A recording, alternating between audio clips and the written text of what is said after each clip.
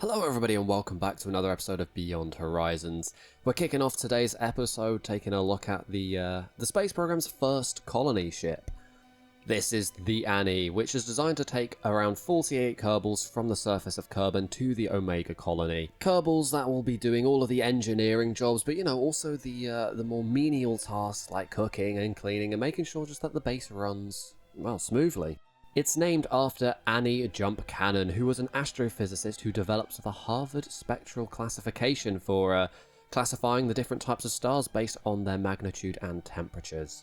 So yeah, we've sent over a full team of crew to live in the Omega colony, and so soon we can start actually building things there. The Kerbals on the Annie aren't actually part of the main astronaut corps from the Beyond Horizons series. I did that fly on a sandbox save just to make the cinematics a bit smoother, and we'll just kind of roleplay that the Kerbals were sending up a part of a bigger team. Anyway, let's look at what we're doing now. We're currently in deep interplanetary space doing a course correction for Karen, which is not too far away from Eve now. In fact, the whole fleet of the Hades is not very far away from Eve. You saw there, we just did a little course correction to bring ourselves into an equatorial orbit, or, near enough so that we can get everything rendezvoused at Eve. And now we're going to be doing the same for Heracles here, which is the surface return vehicle, which, will hopefully be rescuing our 3 astronauts from the surface of Eve. I say rescuing, they're not stranded there, but, it's very easy to strand Kerbals on the surface of Eve, so yeah, hopefully this all works out and we don't tragically lose anyone to the purple planet. Now you can see here the orbit that we end up in is still not exactly in line with the equatorial plane, which is a bit of a problem because we have a very particular landing site in mind for this one. We want to land it at the peaks because then it's at the highest point on Eve's surface, which gives us the least amount of atmosphere to have to, fight our way through in order to get back into orbit. But that just means we'll have to do a few inclination changes when we actually get there, and looking at all the fuel reserves in all of the fleet, I think that shouldn't be a problem at all. Anyway, here we are doing another course correction for the Hades mothership, and this I think will actually be the first thing to arrive in about 18 days after this, so we are really close to getting to Eve. Here we are just manually pumping all the fuel around because the fuel ducts didn't really do the job that I wanted them to do. And we're now going to asparagus stage the empty tanks, which gives us a lot more delta V. You see it goes from about 4.3 kilometers per second to almost 5, which is just fantastic. We may strand Kerbals on the surface of Eve, but we certainly won't be stranding them in orbit around Eve. This thing has plenty of range to get back. And there we are, just littering the solar orbit, letting those tanks float there forever and ever. And we're going to finish today's episode taking a little look at a project that I've been working on for the Omega colony.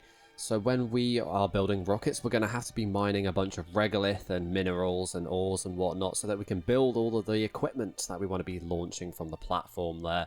So say hello to Moonreaker. This is my roving mining base essentially. And we're just testing it out because we need to make sure it actually can do what it needs to before we get there. You see it's got a motorized mining arm, which reminds me a lot of Diesel 10 from Thomas the Tank Engine, if anyone knows what I'm talking about there. So it's going to be roving around the moon, extracting minerals and regolith, so that it can be brought back to the Omega colony to be converted into rocket fuel and fuel tanks and all of that good stuff. You can also see a pretty extensive cabin just behind the arm there. I figured that the crew of the Moonreaker will probably be staying in there for quite some time. Oh, there's me just accidentally mining the vessel itself.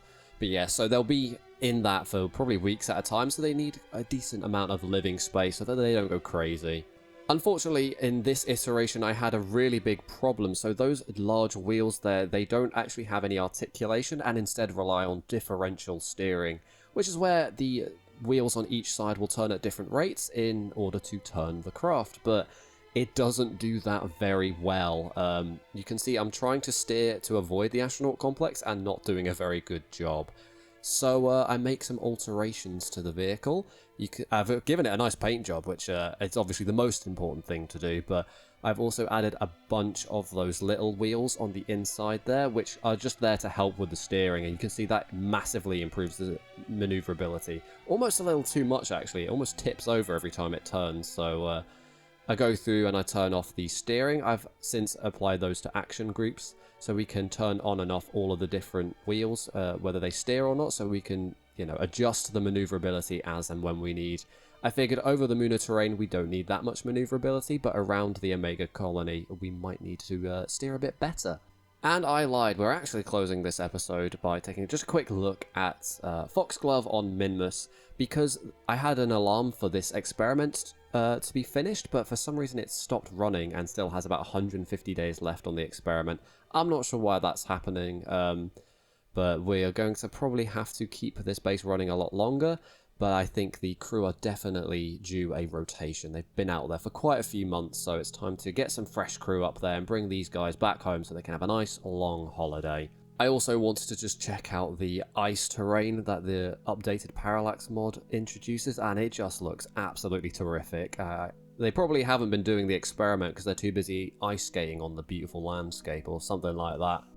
But that's all I've got for today's episode. I've actually run out of footage and I'm going to be going on holiday now for a week. And when I get back, I only have a few days before I set off on my internship. So hopefully I can get a few more episodes made. If not, it'll be quite a while between now and the next episode. So I do apologise for that. But maybe I'll do some other stuff in the meantime. Who knows? But anyway, if you enjoyed this episode, please consider leaving a like and maybe even subscribing to the channel. And if you want to check out older episodes in this series, you can check out the playlist that's on screen now. But I've been Moonfish1001, and I'll see you in the next video.